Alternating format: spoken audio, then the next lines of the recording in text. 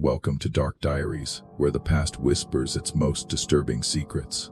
Tonight, we journey to the isolated backwoods of 19th century Pennsylvania, where a family's hidden sins festered until the earth itself cried out. This is not just a true crime story. It's a chilling exploration of how isolation and blood can twist into something unthinkable. On March 14, 1879, three farmers breaking ground for spring planting in Clearfield County, Pennsylvania, heard something that made their blood run cold.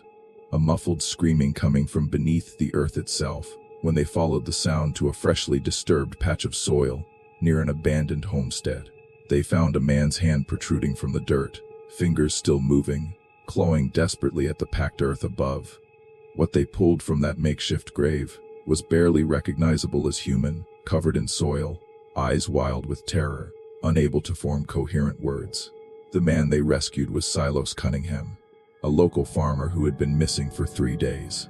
And when the county sheriff finally extracted his confession about who had put him in that ground and why, the testimony revealed a family secret so disturbing that the court transcripts were sealed for decades. 3 sons born of the same bloodline, twisted back on itself through generations, had decided their father's punishment for sins no one outside that isolated farmhouse could fully comprehend. Before we descend into one of Pennsylvania's darkest chapters, I need you to do something.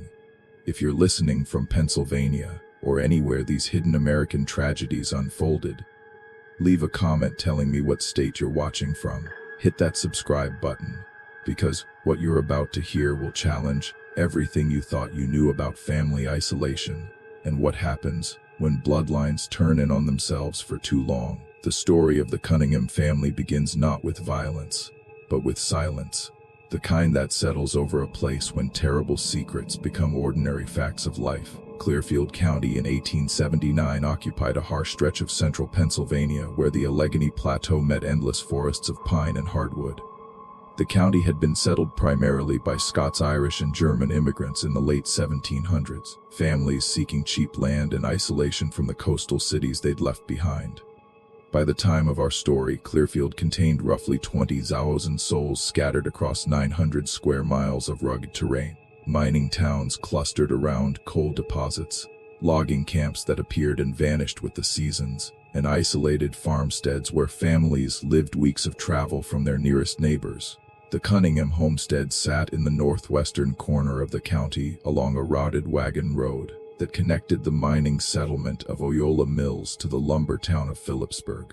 The property itself comprised 80 acres of marginal land, rocky soil that fought every attempt at cultivation, steep hillsides covered in second-growth timber, a creek that ran strong in spring but dried to a trickle by August. The farmhouse was a 2-story structure built sometime in the 1820s, constructed from local timber that had weathered to a dark gray. 2 small windows on each floor, a fieldstone chimney on the north side, a sagging front porch, and a root cellar dug into the hillside behind the house. Silas Cunningham was 57 years old in 1879, though he looked a decade older. Years of hard labor had bent his frame, arthritis gnarled his hands, and a lifetime of poor nutrition had left him gaunt and hollow-eyed. He stood barely 5'1", 22 feet tall, thin as a fence post, with lank brown hair going gray, and a beard he trimmed irregularly with sheep shears. His clothing consisted of homespun wool trousers held up with rope suspenders, a stained cotton shirt, and boots he'd resolved himself multiple times with leather scavenged from dead livestock. But Silas's physical appearance was unremarkable compared to his 3 sons. And it was the sons who made travelers avoid the Cunningham farm, who made neighboring families cross themselves when the Cunningham name was mentioned, who made the county sheriff uncomfortable in ways he couldn't quite articulate. The eldest son was named Josiah, aged 31 in 1879. He stood just under 6 feet tall, but walked with a severe stoop that made him appear shorter. His head was oddly shaped, too long from front to back, almost egg-like, with a prominent sloping forehead and a receding chin. His eyes, a pale, watery blue, sat too far apart on his face, giving him a vacant expression that some mistook for simple-mindedness. His hands were disproportionately large for his frame, the knuckles swollen and red, fingers that never quite straightened. He rarely spoke more than a few words at a time, and when he did, his voice emerged thick and slurred, as if his tongue was too large for his mouth. The middle son, Caleb, was 28 lib. He was shorter than Josiah by several inches, barrel-chested and thick-limed, with the kind of brute strength that comes from a lifetime of heavy labor. But his face told a different story. Features that seemed slightly off his center. One eye sat noticeably higher than the other, his ears protruding at odd angles, and his mouth hanging perpetually open, revealing teeth that grew encroached and crooked. He had a nervous habit of rocking back and forth when standing still, a rhythmic motion that was unsettling to watch. His speech was better than Josiah's, but he struggled with certain sounds, substituting simpler consonants when complex ones defeated him. The youngest son, Nehemiah, was 24. He was the smallest of the three, barely 5'4" in, but his body was corded with muscle developed from compensating for his stature. His face showed the most obvious signs of what the local doctor would later describe in his testimony as degenerative hereditary conditions. A severe underbite that left his lower teeth protruding beyond his upper lip, a nose that appeared flattened and spread too wide across his face, ears that were small and malformed. But unlike his brothers, Nehemiah's eyes held a sharp intelligence, a calculating awareness that made him more unsettling than his physically larger siblings. He was the one who managed what little business the farm conducted with the outside world, the one who spoke for the family on the rare occasions they encountered neighbors. The origins of the Cunningham family's isolation began 2 generations earlier in the 1820s, when Silas's grandfather Ezra had purchased the land and built the farmhouse. Ezra had arrived in Pennsylvania from somewhere back east. Accounts varied on whether he came from New York or New Jersey, bringing with him a wife and 2 young children. But Ezra's wife had died during their first winter on the property, and Ezra had raised his children, a son named Josiah, the elder, and a daughter named Rebecca, alone in that isolated farmhouse. What happened next was whispered about, but never openly discussed. Ezra never remarried. His daughter Rebecca never left the farm to marry, and when Josiah, the elder, reached adulthood, he too remained on the property. Parish records from the local Lutheran church showed only one marriage recorded for the Cunningham family. Josiah the elder marrying Rebecca in 1832. The marriage certificate listed them as Josiah Cunningham and Rebecca Cunningham, but made no mention that they were brother and sister. Silas had been born of that union in 1822, along with 2 siblings who died in infancy. When Silas reached adulthood, he married a woman named Martha Yoda, daughter of a German immigrant family from the next county over. The marriage produced 3 sons, Josiah, Caleb, and Nehemiah. But Martha died in 1858 when Nehemiah was only 3 years old under circumstances that were never fully explained. The local doctor who examined her body noted in his records only unexplained wasting and failure to thrive. After Martha's death, Silas raised his 3 sons alone, as his father had before him. The boys grew up in near total isolation, rarely traveling beyond the boundaries of their property, educated only by their father's limited literacy, socialized only within their own family unit. The farm provided barely enough to sustain them, a few pigs, some chickens, a struggling vegetable garden, occasional hunting in the surrounding forests. By the 1870s, the Cunningham farm had developed a reputation in the county as a place to avoid. Travelers on the wagon road reported seeing the 3 sons working in the fields, their odd appearances and strange behaviors making even hardened frontiersmen uncomfortable. Stories circulated about the Cunningham boys, that they spoke their own language, that they engaged in unnatural practices, that they had been seen performing disturbing rituals in the woods. Most of these stories were exaggerations born of fear and misunderstanding, but they contained enough truth to make people wary. The nearest neighbors, the Hofmeister family, lived 2 miles south on a more prosperous farm.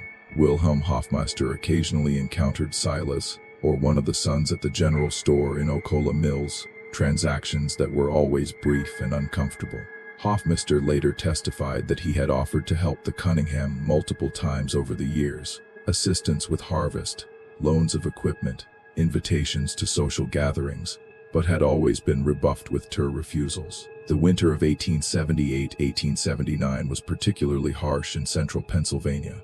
Snow began falling in November and continued through March, accumulating in drifts that made the wagon roads impossible for weeks at a time. The Cunningham farm, already isolated, became completely cut off from the outside world. Supplies that should have been purchased in autumn ran short. The livestock, poorly sheltered, began dying off. And in that farmhouse, with 4 men trapped together in close quarters for months, something broke. The sequence of events leading to Silas Cunningham's burial began on the morning of March 11, 1879. Though the tensions that exploded that day had been building throughout the winter, the household had fallen into a pattern of increasing hostility. Silences that stretched for days, meals eaten without conversation, each man retreating into his own thoughts and resentments. The immediate trigger, according to Silas's later testimony, was a dispute over food rationing. The winter had depleted their stores faster than anticipated. By early March, their diet consisted primarily of cornmeal mush, occasional salt pork from their dwindling supply, and little else. Silas, as patriarch of the family, controlled the distribution of what remained. On March 11th, when Caleb complained that his portion was insufficient, Silas responded harshly, asserting his authority in language that Caleb found demeaning. The argument escalated quickly. Caleb, frustrated by months of confinement and hunger, pushed back against his father's authority in ways he never had before. Josiah, usually passive, sided with his brother. Nehemiah, the most articulate of the three, verbalized grievances that had apparently festered for years about their isolation, their poverty, their father's rigid control over every aspect of their lives. What emerged during the confrontation was a litany of accusations that suggested a household ruled by fear and arbitrary punishment. The sons claimed Silas had beaten them regularly throughout their childhood and continued to threaten violence, even now that they were grown men. They accused him of deliberately keeping them isolated, preventing them from seeking wives or establishing their own households, maintaining control through emotional manipulation and threats of abandonment.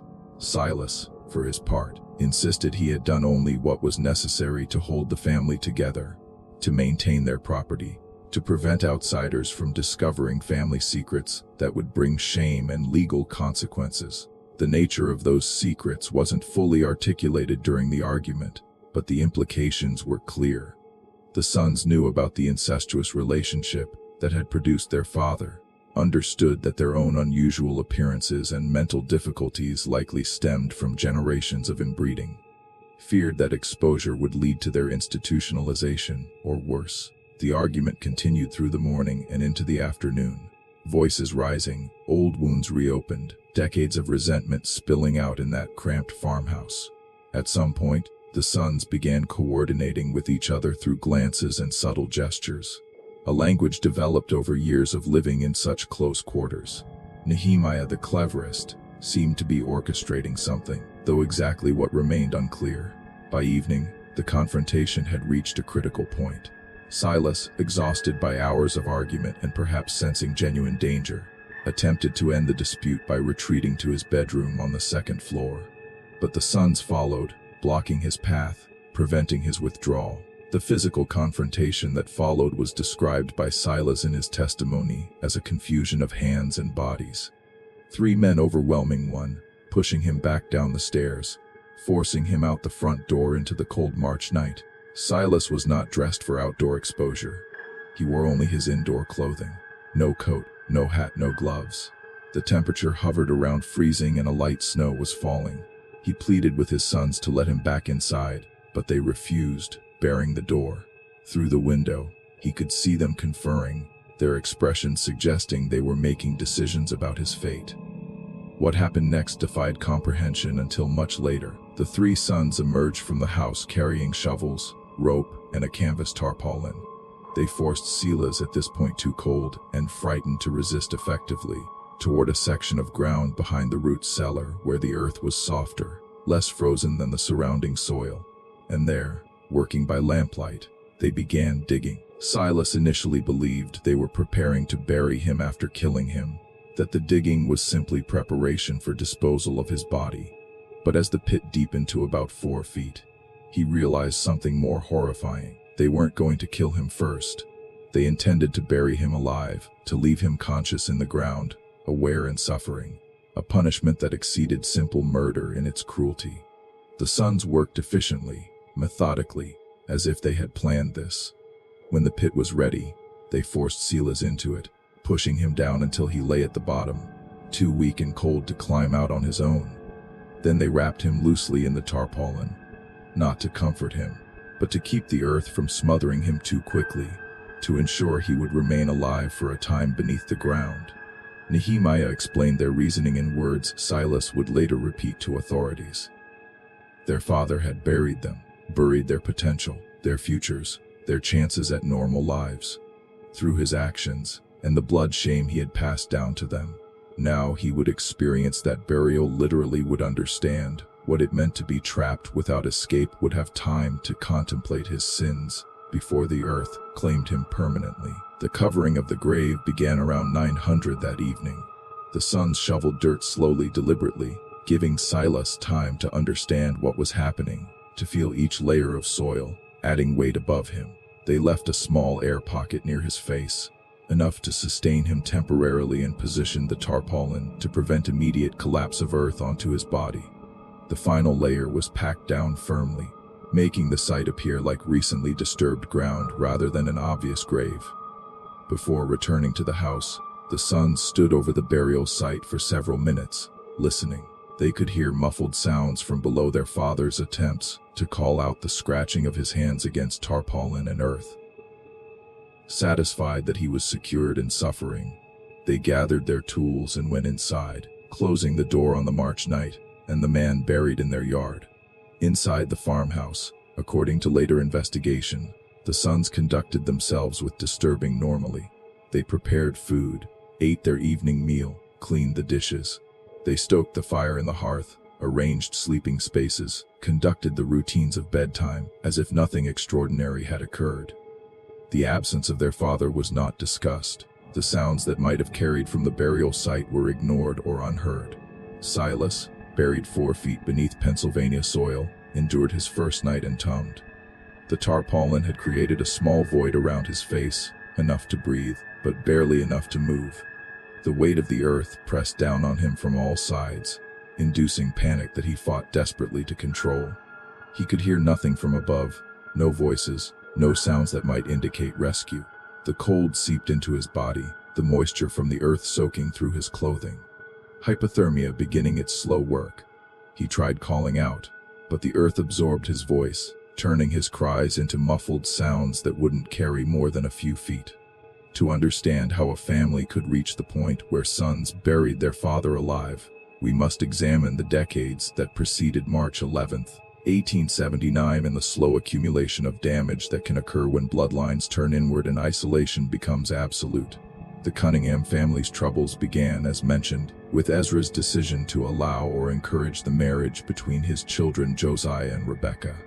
Whether this was a practical decision born of isolation, a deliberate choice rooted in beliefs about keeping bloodlines pure, or simply the result of too much proximity in too confined a space, the consequences were biological and psychological. Silas, the product of that union, showed fewer obvious physical abnormalities than his own sons would later display, but those who knew him in his youth reported that he was slow to learn, quick to anger, and unsuited to normal society. He received minimal education. The remote location of the farm meant no regular school attendance, and his own parents' limited literacy couldn't provide much instruction. By adolescence, Silas had essentially become a laborer on his own family's property, following his father's instructions without questioning, developing few independent thoughts or ambitions. When Silas's father Josiah died in 1842, leaving 20-year-old Silas to manage the farm, the young man found himself overwhelmed by responsibilities he wasn't equipped to handle. The property began deteriorating. Fences went unrepaired, fields lay fallow, livestock wandered. Local farmers who visited reported finding Silas in states of confusion, unable to make basic decisions about planting or harvest timing, surviving more through luck than skill. The marriage to Martha Yoda in 1845 was arranged through Martha's father, who owned the general store in Oyola Mills and knew the Cunningham property needed a woman's management. Martha was 19, Silas 23. The marriage was not a love match. Martha's father essentially sold her into the union in exchange for Silas settling long-standing debts to the store. Martha's early letters to her sister, preserved in family collections and later entered as evidence, painted disturbing picture of life on the Cunningham farm. She described Silas as childlike in his thinking, ruled by moods that shift like weather and frightened of any change or challenge to his routine. She wrote of the isolation, weeks passing without seeing another soul, the silence of the farmhouse, the way Silas would sometimes disappear into the woods for days at a time, returning filthy and disoriented. The births of the three sons, Josiah in 1848, Caleb in 1851, and Nehemiah in 1855, brought additional strain. Martha's letters noted that each child showed peculiar development with delays in walking and talking, unusual physical features apparent from infancy, and behaviors that troubled her. She wrote to her sister about seeking medical advice. But the nearest doctor was in Phillipsburg, a day's travel over bad roads, and Silas refused to allow anyone outside the family to examine the boys. By 1858, Martha's letters had taken on a desperate tone. She described feeling trapped, unable to leave because she had nowhere to go with three young children, but increasingly convinced that something was fundamentally wrong with the family she had married into. Her final letter, written just weeks before her death, mentioned discovering things about Silas's family that explain much but make everything worse. Though she didn't specify what she had learned, Martha's death was officially attributed to pneumonia, but the doctor who examined her body noted unusual bruising and signs of prolonged malnutrition that suggested neglect or worse. However, in rural Pennsylvania in 1858, the death of a farmer's wife from illness wasn't uncommon enough to warrant investigation, especially on a remote property where witnesses were scarce. After Martha's death, the Cunningham household descended further into dysfunction. Silas, never equipped to be a single parent, raised his three sons with a combination of harsh discipline and neglect. The boys received almost no formal education. Silas could barely read himself and made no effort to teach them beyond basic survival skills. They learned farming by doing, learned speech from their limited interactions with each other and their father, learned social norms, not at all. As the boys grew through childhood and adolescence, their physical and mental abnormalities became more pronounced. Josiah's cognitive development lagged significantly. By age 10, he functioned at the level of a much younger child, able to perform simple tasks through imitation, but unable to reason through problems or understand abstract concepts. Caleb showed more capability, but struggled with emotional regulation, alternating between withdrawn silence and explosive outbursts. Nehemiah, the youngest, developed the most normally, but with a calculating quality that suggested he understood more than he revealed. The boys' isolation meant they formed their primary attachments to each other, rather than to their father. They developed their own communication patterns, a mixture of standard English, invented words and gestures that functioned almost as a private language. They worked together efficiently when performing farm tasks, but showed little ability to interact with outsiders on the rare occasions when contact occurred. Wilhelm Hofmeister, the neighboring farmer, recalled one incident from around 1868 when he encountered the three Cunningham boys working in a field near the property line. He attempted friendly conversation, asking about their father's health and offering to lend equipment for the harvest. The boys stared at him without responding, their expressions so strange and their silence so complete that Hofmeister eventually retreated, unnerved by the encounter. He later testified that the boys seemed more like wild animals than proper Christian children.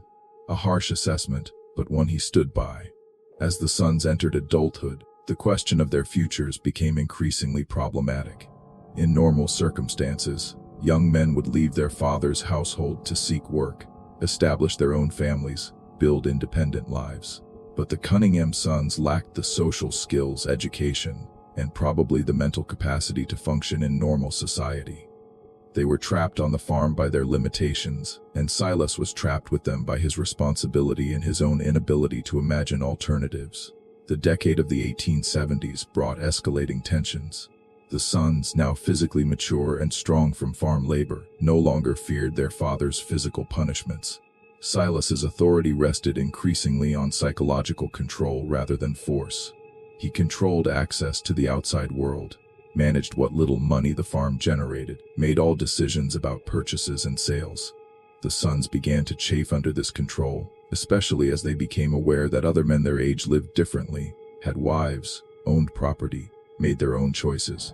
Nehemiah, who occasionally accompanied his father to the general store, observed other families with growing resentment. He saw men younger than himself who owned their own farms, who spoke confidently with storekeepers who were treated with respect by the community. He became increasingly aware of how others looked at the Cunningham family with pity, disgust, or fear, and understood that his family's reputation prevented any possibility of normal social integration. The sons began discussing their situation among themselves, conversations their father wasn't privy to. They talked about leaving, about claiming their share of the property, about forcing their father to give them independence. But they also understood, at least dimly, that they were ill-equipped for life beyond the farm. Their unusual appearances would mark them anywhere they went. Their limited education and social skills would make finding work difficult, and the family's dark reputation, if it followed them, would close many doors. By the winter of 1878-1879, the situation had become untenable. The sons were in their late 20s and early 30s, long past the age when men typically left their father's household. Silas was nearing 60, his health declining, his ability to manage the farm diminishing. The property itself was failing, fences collapsing, fields exhausted from decades of poor management, buildings deteriorating. Everyone in the household understood that change was coming, but no one knew what form it would take. The harsh winter conditions accelerated the crisis. Confined to the farmhouse for weeks at a time, unable to escape each other's presence, the family's dysfunctions became magnified. Small irritations festered into major grievances. Old resentments resurfaced, and in Nehemiah's calculating mind, a plan began forming, a way to resolve their situation that drew on the very isolation and secrecy that had created their problems. In the first place, while Silas Cunningham lay buried behind his own root cellar, fighting for each breath beneath forft of Pennsylvania earth, his three sons conducted themselves in ways that would later provide crucial evidence about their mental states and motivations. The first full day after the burial, March 12, 1879, began normally on the Cunningham farm. Josiah, Caleb, and Nehemiah rose at dawn as usual, ate a breakfast of cornmeal mush, and went about their daily tasks. Josiah fed the few remaining chickens and checked on the pigs. Caleb chopped firewood to replenish their dwindling supply. Nehemiah worked in the house, cleaning dishes and organizing supplies. But there were differences, subtle changes that suggested the sons were not entirely comfortable with what they had done. All three made excuses to avoid the area near the root cellar where their father lay buried. When tasks required them to pass near the site, they hurried past without looking at the disturbed earth. They worked in unusual silence, even for a family accustomed to limited conversation. By afternoon of the first day, the sons gathered in the main room of the farmhouse for a discussion. Nehemiah, as the most articulate, led the conversation. He proposed that they tell any visitors their father had left on foot for Phillipsburg to purchase supplies and hadn't returned. A plausible story given that Silas occasionally made such trips, though rarely in winter. They rehearsed their story, ensuring all three could repeat it consistently. But a problem emerged that none of them had fully anticipated. Silas wasn't dying as quickly as they had expected. They could hear sounds from the burial site when they ventured near. Muffled cries, scratching noises, indications that their father remained alive beneath the earth. The tarpaulin and air pocket they'd created, intended to prolong his suffering for perhaps a day, were actually sustaining him longer than planned. This created a moral dilemma, at least for Josiah and Caleb. The initial act of burial had been carried out in anger, a ritualized punishment that felt justified in the heat of their confrontation. But as hours turned into a full day, and their father's suffering continued, even their limited empathy began stirring. Josiah, in particular, showed signs of distress, pacing the farmhouse, muttering to himself, occasionally approaching the door as if to go outside and undo what they had done. Nehemiah worked to maintain his brother's resolve. He reminded them of their father's cruelties, real and imagined. He painted visions of their future lives once Silas was gone. They would inherit the property, could sell it, and split the proceeds, could start fresh in a new place where no one knew their history. He appealed to their sense of grievance, keeping their anger focused on their father rather than their own actions. The second night brought a new horror. Around midnight, all three brothers were awakened by a sound that seemed to come from beneath the ground itself. A low, rhythmic thumping like someone pounding weakly on a door. The sound was faint but undeniable, carrying through the cold March air into the farmhouse. Josiah wanted to dig their father up immediately, but Nehemiah prevented him, arguing that they had gone too far to turn back now. The third day, March 13th, dawned cold and clear. The thumping sounds from the burial site had stopped sometime before dawn, and the silence was somehow worse than the noise had been. The sons ventured closer to the site, listening carefully, but heard nothing. They tried to convince themselves that Silas had finally died, that their ordeal was over, but they couldn't be entirely sure, and none of them wanted to dig up the grave to check. It was during this third day that fate intervened in the form of 3 neighboring farmers, Wilhelm Hofmeister, his eldest son Johann, and a hired man named Thomas Byrne. They had been surveying property lines in preparation for spring planting when they found themselves near the Cunningham property. Deciding to check on the family after the harsh winter, they approached the farmhouse. The Cunningham sons' reaction to unexpected visitors was poorly managed. Nehemiah met the neighbors on the front porch, blocking entry to the house in a way that immediately aroused suspicion.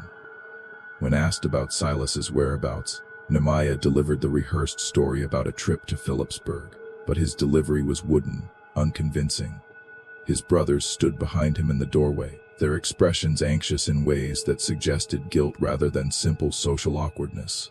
Wilhelm Hofmeister, experienced in reading men and situations, sensed immediately that something was wrong. He pressed for more details. When had Silas left, by what route, for what purpose, given that the winter had barely broken. Nehemiah's answers became increasingly evasive and contradictory. At one point, Caleb interjected with a detail that contradicted what Nehemiah had just said, then fell silent when his younger brother glared at him. The conversation was interrupted by the sound all 5 men heard simultaneously, a low, muffled cry coming from somewhere behind the farmhouse. The Cunningham brothers claimed it was the wind or a distant animal, but Hofmeister's group exchanged glances that made it clear they didn't believe it. When Hofmeister suggested they searched the property to make sure nothing was wrong, Nehemiah refused, ordering the visitors off the property in language that was both desperate and threatening. The 3 visitors retreated but didn't leave the area entirely. Instead, they positioned themselves out of sight of the farmhouse and waited, watching to see what the Cunningham sons would do. What they witnessed over the next hour convinced them that intervention was necessary. The 3 brothers emerged from the house, repeatedly approaching, and then retreating from an area near the root cellar, their body language suggesting intense anxiety and disagreement. Wilhelm Hofmeister made a decision. He sent his son Jan on horseback to Osceola Mills to fetch the county sheriff, while he and Thomas Byrne remained to monitor the situation. If Silas Cunningham was indeed missing under suspicious circumstances, the authorities needed to be involved. And if something else was going on, something that explained the strange behavior and the muffled sounds, that too needed investigation. The Cunningham brothers, watching from the farmhouse windows, understood they had been observed. Nehemiah argued for maintaining their story, insisting the neighbors had no proof of wrongdoing. But Josiah's resolve had crumbled completely. He kept repeating, "We have to dig him up. We have to dig him up," his voice rising toward panic. Caleb wavered between his brothers, unable to decide which course to follow. The argument among the brothers escalated into physical confrontation. Nehemiah tried to physically restrain Josiah from leaving the house. Josiah, larger and stronger despite his mental limitations, broke free and ran toward the burial site. Nehemiah and Caleb chased after him, and the 3 brothers converged on the area near the root cellar, where their father had been buried 3 days earlier. It was at this moment, around 200 on the afternoon of March 13th, that Wilhelm Hofmeister and Thomas Byrne approached again, ignoring the property boundaries and the brothers' earlier warnings.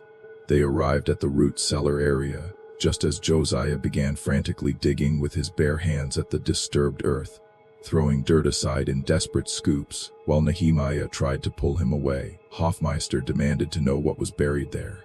Nehemiah, realizing the situation had spiraled beyond control, simply stood silent. Defeated, Josiah continued digging, now joined by Caleb, who had apparently decided to help. And then, as the hole deepened to about 2 feet, They all heard it. A faint scratching sound from beneath the remaining earth, and a muffled voice that was unmistakably human calling for help.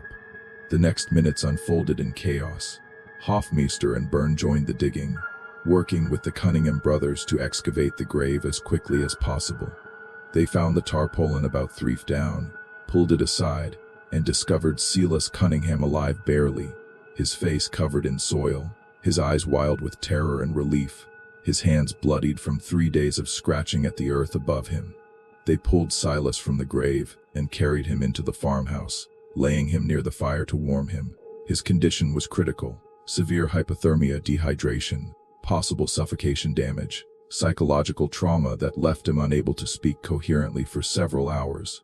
But he was alive against all odds, sustained by the air pocket that his sons had inadvertently made large enough to keep him breathing for 3 days. The Cunningham brothers did not attempt to flee or resist. They sat in various corners of the farmhouse. Josiah weeping openly, Caleb staring at nothing, Nehemiah with an expression that suggested he was already calculating what story might minimize their culpability. When Sheriff Daniel McKay arrived from Oyola Mills around 400 that afternoon, accompanied by 2 deputies and a local doctor, the scene he found was surreal: a nearly dead man being tended by his would-be murderers while witnesses stood guard to prevent any violence. The immediate aftermath of Silas Cunningham's rescue created a situation unlike anything Clearfield County had experienced before. Here was an attempted murder, but the victim and perpetrators were bound by blood and decades of shared isolation in ways that made standard legal procedures seem inadequate. Sheriff McKay faced the question of what to do with 4 men whose relationships and behaviors defied normal understanding. Silas was transported to the home of Dr. Frederick Steinman in Oyola Mills for medical treatment. His physical injuries were extensive but not immediately life-threatening. Frostbite on his fingers and toes, severe dehydration, respiratory problems from breathing damp earth-laden air for 3 days, countless small cuts and abrasions from his struggles. But the psychological damage was profound. For the first 2 days after his rescue, Silas could not speak coherently, alternating between catatonic silence and incoherent babbling that suggested his mind had partially broken under the trauma. The 3 sons were taken into custody and held in the small jail in Clearfield, the county seat. They were placed in separate cells to prevent collusion, though the jailers reported that the brothers seemed more concerned with calling out to each other than with planning their defense. Josiah, in particular, exhibited severe distress at the separation, crying and calling for his brothers like a young child, separated from parents. As Silas's condition improved enough to allow questioning, Sheriff McKay began the difficult process of extracting his testimony. What emerged over several days of careful interviews was a story that explained much but left many questions unanswered. Silas described the confrontation on March 11th, the escalating argument about food and authority, his son's decision to bury him as punishment for what they saw as a lifetime of wrongs. But when McKay pressed for details about those alleged wrongs, Silas became evasive. The sheriff, experienced in reading evasion, sensed that Silas was hiding something, some aspect of family history or household dynamics that would contextualize the son's actions. McKay began investigating the Cunningham family history independently, interviewing neighbors, examining county records, piecing together the genealogy that explained so much about the son's unusual appearance and limited capabilities. What McKay discovered disturbed him profoundly. The marriage record between Josiah Cunningham, the elder, and Rebecca Cunningham, which listed them with the same surname, but gave no indication of their relationship. The absence of any record of Silas's mother before her marriage to Josiah. The pattern of physical and mental abnormalities in the sons that medical experts would later attribute to hereditary degeneration resulting from consanguineous breeding. McKay faced an ethical and legal dilemma. Pennsylvania law in 1879 prohibited marriage between close blood relatives, but enforcement was spotty, especially in remote areas where family privacy was respected and official record-keeping was minimal.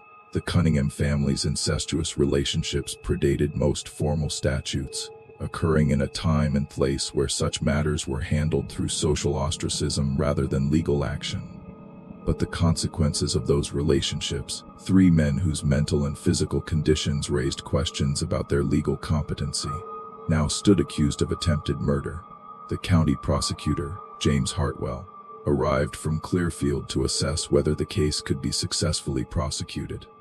He interviewed the sons separately, and his notes from those interrogations reveal the complexity of their mental states. Josiah could barely articulate why they had buried their father, responding to questions with fragmented sentences and circular reasoning that suggested genuine cognitive impairment. Caleb provided more detail, but seemed unable to understand why their actions were criminal, insisting repeatedly that they had only done what their father deserved. Nee alone showed clear understanding of the gravity of their situation, but his responses were calculated to minimize their culpability, suggesting that their father's abuse and their own mental limitations had driven them to an act they now regretted. The question of the son's competency to stand trial became central to the case. Dr. Steinman, who had treated Silas, was asked to examine the sons and provide a medical opinion on their mental fitness. His report, filed with the court on March 25, 1879, was a remarkable document for its time. Steinman described in clinical detail the physical abnormalities he observed in each son, then attempted to correlate these with behavioral and cognitive deficits. He noted Josiah's marked mental deficiency, inability to reason abstractly, and emotional instability consistent with feeble-mindedness. He described Caleb as possessing greater functional capacity, but showing signs of moral insensibility and limited impulse control.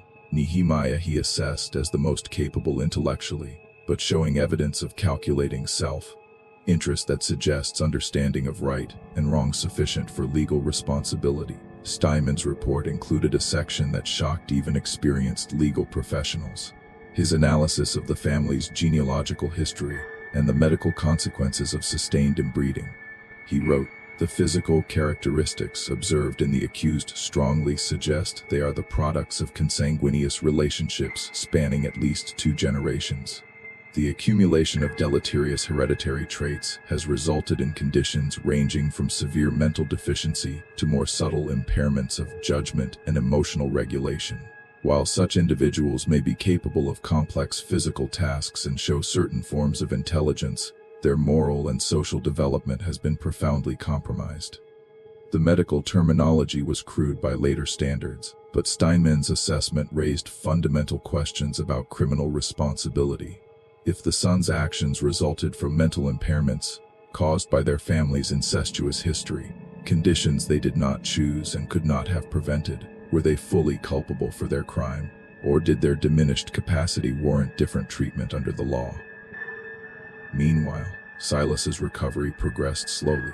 By early April, he could speak normally again, though he showed signs of lasting psychological trauma, nightmares, sudden panics when in enclosed spaces, and inability to tolerate darkness. He was reluctant to provide formal testimony against his sons, despite the prosecutor's insistence. When pressed about why he hesitated to see them prosecuted, Silas made a statement that illuminated the family's twisted dynamics. "They are my sons and I am their father. What made them this way? That's my responsibility too. We're all trapped by what our blood has become." This statement prompted further investigation into Silas's own culpability in his son's conditions. Had he knowingly engaged in incestuous relationships that produced children he knew would be impaired?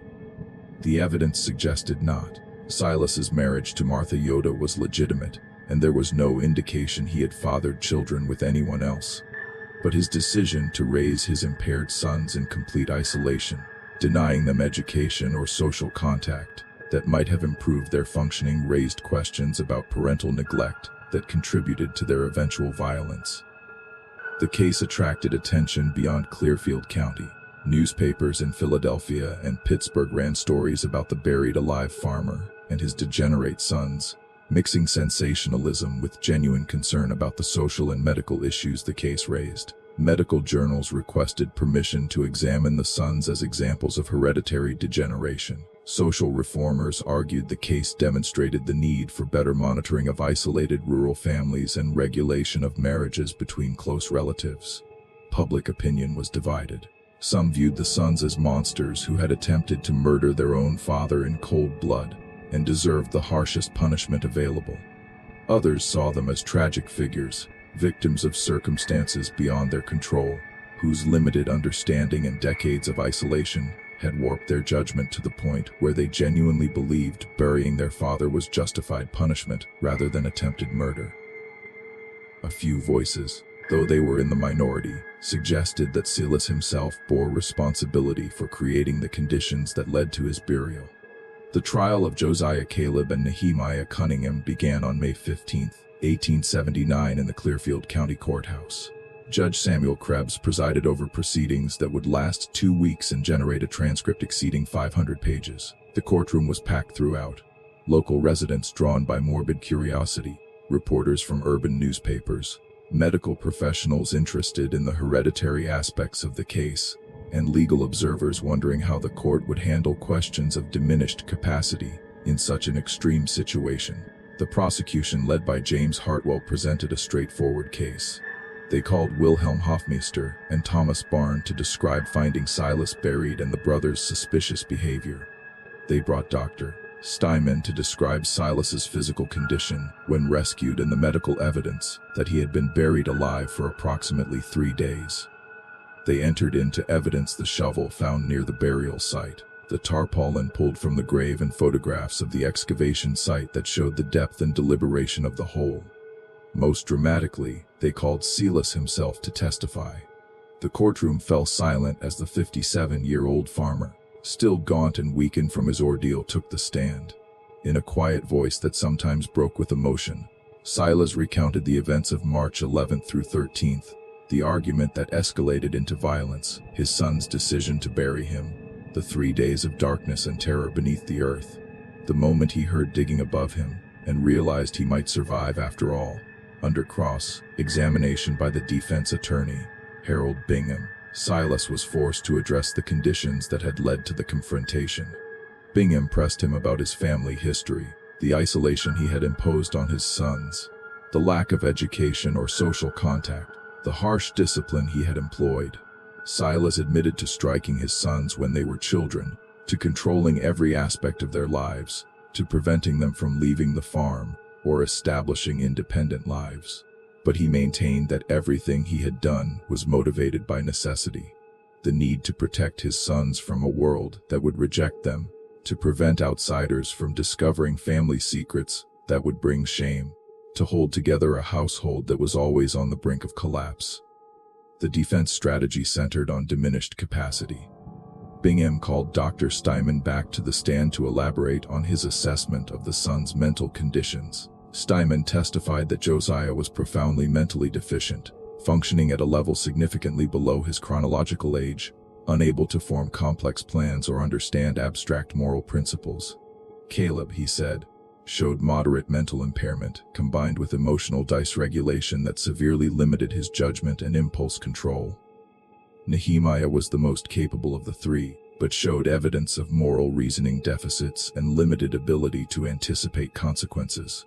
Bingham argued that men with such severe cognitive and emotional impairments could not form the intent necessary for a murder conviction. They had not planned to kill their father. The air pocket they created in the grave proved they intended him to survive, at least temporarily.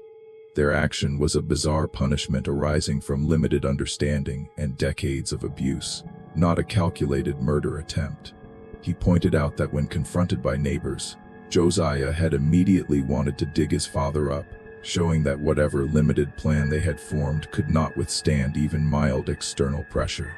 The prosecution counted that Nehemiah at least showed clear understanding of right and wrong. His attempts to maintain a cover story to prevent his brothers from excavating Silas prematurely, and to calculate responses during police interrogation all demonstrated sufficient capacity for criminal intent. Even if Josiah and Caleb were impaired, Nehemiah had directed their actions and should be held fully responsible. The trial's most dramatic moment came when all three sons testified. Josiah was nearly incomprehensible on the stand, responding to questions with fragmented sentences, and sometimes lapsing into what sounded like a private language he shared with his brothers. His testimony was painful to witness. A grown man with the mental capacity of perhaps a 7 or 8-year-old child trying to explain actions he clearly didn't fully understand, becoming increasingly distressed until the judge mercifully ended his testimony early. Caleb did better, but still struggled to articulate his reasoning. When asked why they had buried their father, rather than simply forcing him to leave or seeking help from authorities, Caleb could only repeat that he had it coming and we did what needed doing. Under persistent questioning about whether he understood that burying someone alive could kill them, Caleb eventually said yes, but then immediately contradicted himself by saying they had made sure their father could breathe, suggesting genuine confusion about the relationship between their actions and potential outcomes. Nehemiah's testimony was the most coherent and therefore the most damning. He clearly understood the gravity of what they had done. He acknowledged that burying someone alive was wrong, but he insisted that decades of abuse and their father's refusal to give them any independence had left them with no other option they could see. He described feeling trapped, unable to imagine a future where they could escape their father's control or their own limitations. The burial, he claimed, was an act of desperation, not premeditated murder. Under cross-examination, Hartwell destroyed Nehemiah's credibility by revealing inconsistencies in his story and demonstrating that Nehemiah had tried to manipulate his brothers into maintaining silence, even after neighbors became suspicious. "You knew what you did was wrong," Hartwell stated. "You knew it was a crime. You knew your father might die. You knew you would hang if caught, and you did it anyway, then tried to cover it up. That is not desperation. That is calculated malice." The jury deliberated for 3 days, an unusually long time that suggested serious disagreement about the appropriate verdict. When they finally returned on May 30, 1879, their decision reflected the case's complexity. They found Josiah not guilty by reason of insanity, determining that his mental deficiencies were so profound that he could not form criminal intent. They found Caleb guilty of attempted murder, but recommended mercy, acknowledging his diminished capacity as a mitigating factor. And they found Nehemiah guilty of attempted murder without recommendation for mercy, concluding that he possessed sufficient understanding to be held fully responsible for his actions. Judge Krebs's sentencing, delivered on June 3, 1879, attempted to balance justice with compassion for men whose lives had been shaped by circumstances beyond their control. Josiah was committed to the Pennsylvania State Lunatic Hospital at Harrisburg for indefinite confinement, where doctors might attempt treatment, though none expected much improvement. Caleb received 10 years at hard labor in the Eastern State Penitentiary, with the judge noting that while the defendant's capacity was diminished, he retained sufficient understanding to merit punishment, though not the maximum the law allows. Nehemiah received 25 years at hard labor, with the judge stating that the defendant's intelligence and calculated attempts to conceal the crime demonstrate a level of culpability that requires significant punishment. Though the court acknowledges the hereditary and environmental factors that contributed to his moral failings, Silas sat through the sentencing with tears streaming down his face. When given the opportunity to address the court, he simply said, "I forgive them. They're my sons. I should have done better by them. We all should have done better." The dispersal of the Cunningham family after the trial marked the end of a bloodline that had turned toxic through generations of isolation and inbreeding. The farm itself was sold at auction to pay legal debt, purchased by a neighboring family who tore down the old farmhouse and built a new structure on a different part of the property, as if physical distance from the site of tragedy might erase what had happened there. Silas Cunningham never fully recovered from his ordeal, though his physical injuries healed. He lived for another 3 years, staying with various relatives of his late wife Martha, who took him in out of Christian charity. He worked occasionally as a day laborer, but struggled with the lasting psychological effects of his burial: panic attacks in enclosed spaces, nightmares that woke him screaming, an inability to be alone after dark. He died in 1882 at age 60, officially of pneumonia, but more truthfully of a broken spirit that had given up on life. Josiah Cunningham spent the rest of his life at the State Lunatic Hospital. Hospital records describe a patient who never adjusted to institutionalization, who remained confused about why he had been separated from his brothers, who occasionally became violent when attendants tried to move him from familiar spaces. He died in 1891 at age 43, The cause listed as complications from influenza, though his caretakers noted he had essentially stopped eating several weeks before his death, as if he had simply lost the will to continue. Caleb served his full 10-year sentence at Eastern State Penitentiary, a place designed for criminal reformation that was particularly ill-suited for someone with his limitations. Prison records describe him as a difficult inmate, not violent, but unable to follow complex instructions, prone to emotional outbursts when frustrated, requiring constant supervision to prevent him from wandering into dangerous areas. He was released in 1889 at age 38, returned briefly to Clearfield County, then disappeared from historical record. Rumors placed him in various locations over the years, working at a lumber camp in northern Pennsylvania, living rough in the coal regions, dying in a mining accident sometime in the 1890s, but none of these reports could be confirmed. Nehemiah showed the most adaptation to incarceration, which was consistent with his greater intelligence. He learned prison routines quickly, found work in the prison workshop manufacturing shoes, and kept mostly to himself. He was neither popular nor particularly troublesome, existing in a gray zone of minimal engagement with his surroundings. Prison chaplain's notes describe occasional conversations with Nehemiah about his crime, in which he expressed remorse that seemed genuine, but also oddly detached, as if he was discussing events that happened to someone else. Nehemiah was released in 1904 after serving his full 25 years. He was 49 years old.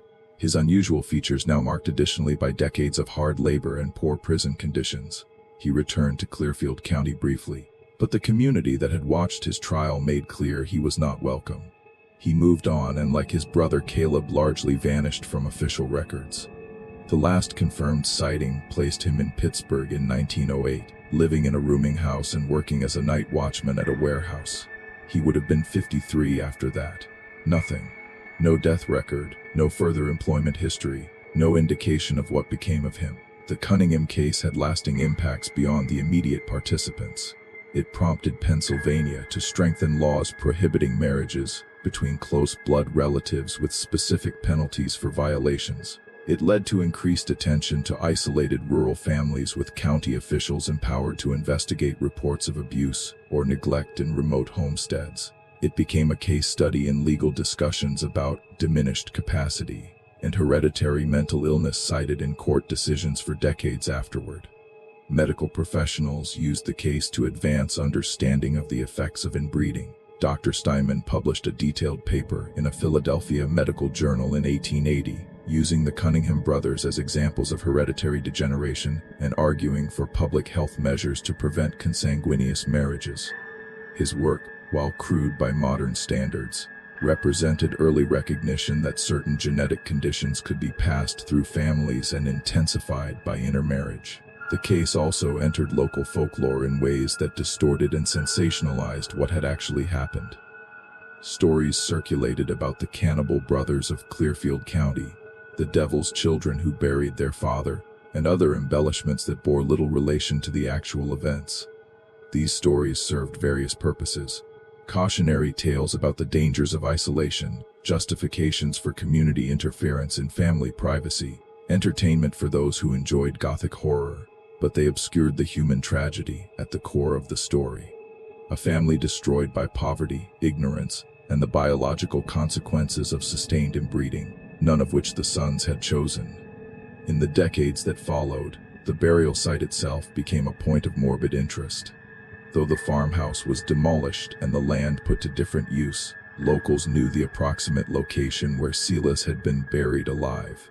Stories emerged of strange sounds heard near the site, of animals refusing to cross certain ground, of crops that wouldn't grow where the grave had been dug. These supernatural embellishments were almost certainly false, products of imagination and the human tendency to make legends from tragedies, but they persisted nonetheless.